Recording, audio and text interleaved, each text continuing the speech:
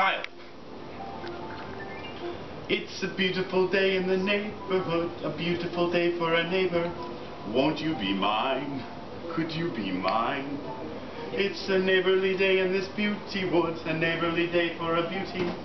Would you be mine? Could you be mine? I've always wanted to have a neighbor just like you. I've always wanted to live in the neighborhood with you. So let's make the use of this beautiful day. Once we're together, might as well say, would you be mine? Could you be mine? Won't you be my neighbor? Won't you be? Won't you be my neighbor?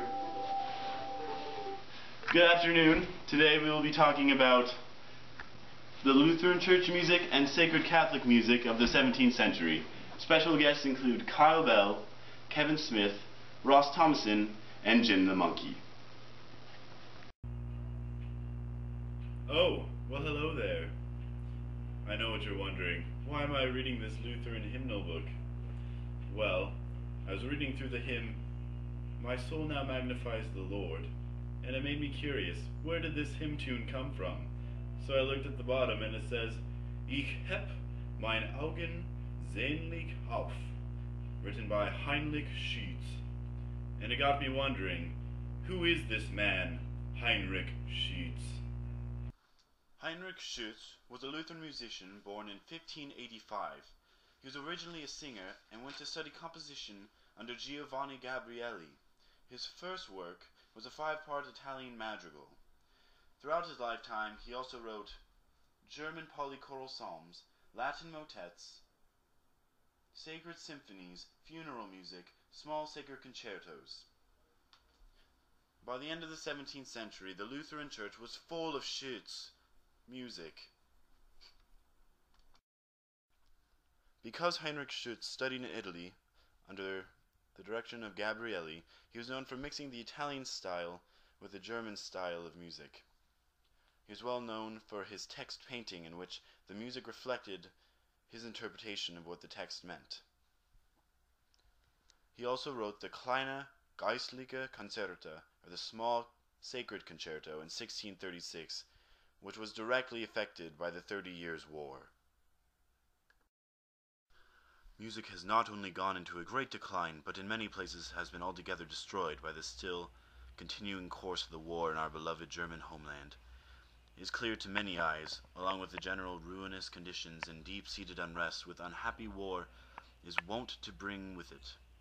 I myself am experiencing this with great regard to several of my musical compositions, which I have had to hold back for lack of publishers up to this time, and even now, until perhaps the Almighty will graciously grant us better times in which to thrive.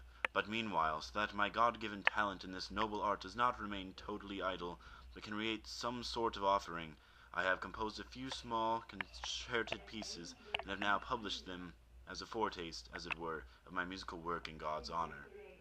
Heinrich Schütz. From Dedication to Heinrich Schütz, Part 1.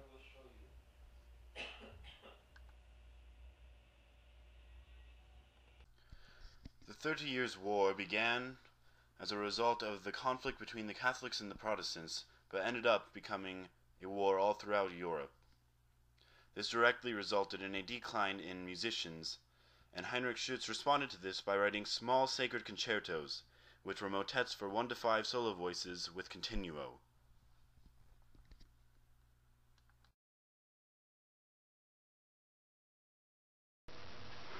We are sitting here with Kevin Smith, a Historia expert. Kevin Smith, is it true that a Historia is a musical setting based on a biblical narrative? That is true.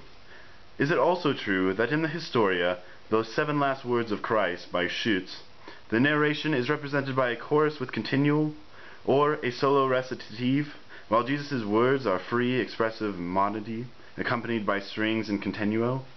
That is also true.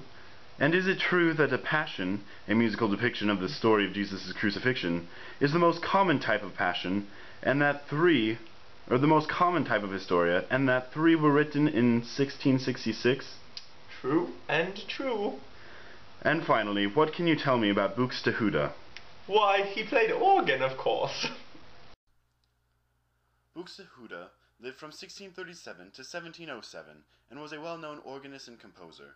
He was well known for his Abendmusiken, public concerts of sacred vocal music, and for his chorale preludes, or chorale-based organ works, often improvised accompaniment to a recognizable chorale tune. We will now be converting over to the Catholic side of the story.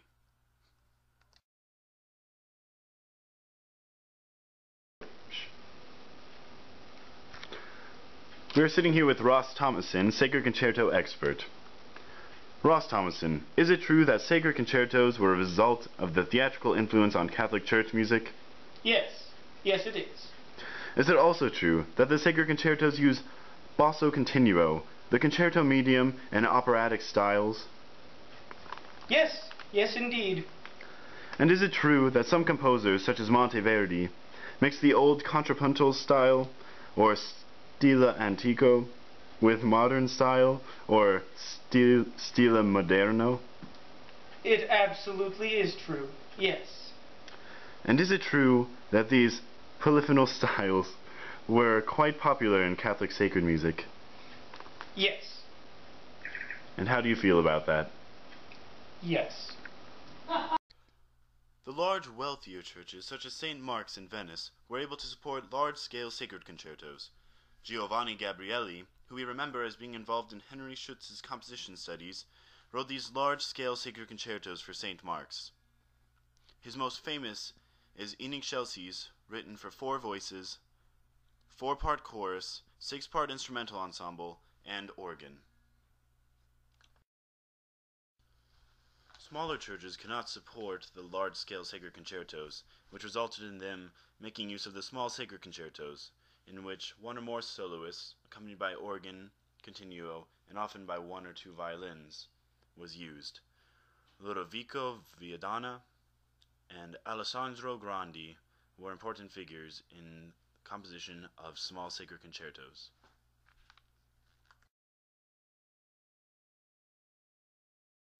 We're here with Sister Lucrezia Vitana. Sister Lucrezia Vitana, is it true that you were born in 1590 and died in 1662? Oh, why, yes, it is, Sonny.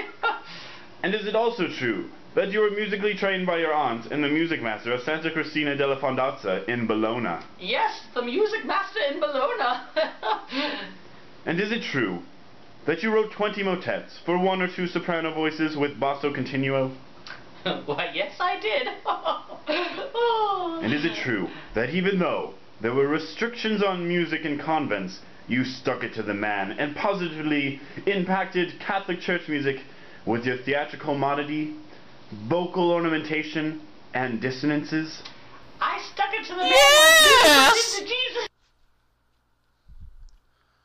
As at present understood, an oratorio is a musical composition for solo voices, chorus, orchestra, and organ to a religious text generally taken from Holy Scripture. The dramatic element contained in the text depends for its expression on the music alone.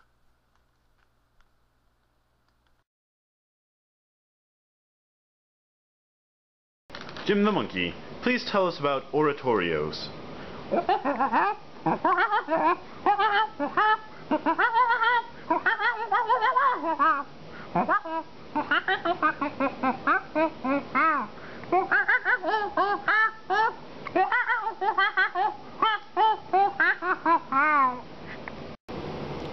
That's all we have for you today. All in all, both the Lutheran and the Catholic Church in the 17th century made use of the newest styles of music, both secular and religious, to get their messages across, the effects of which are still apparent today.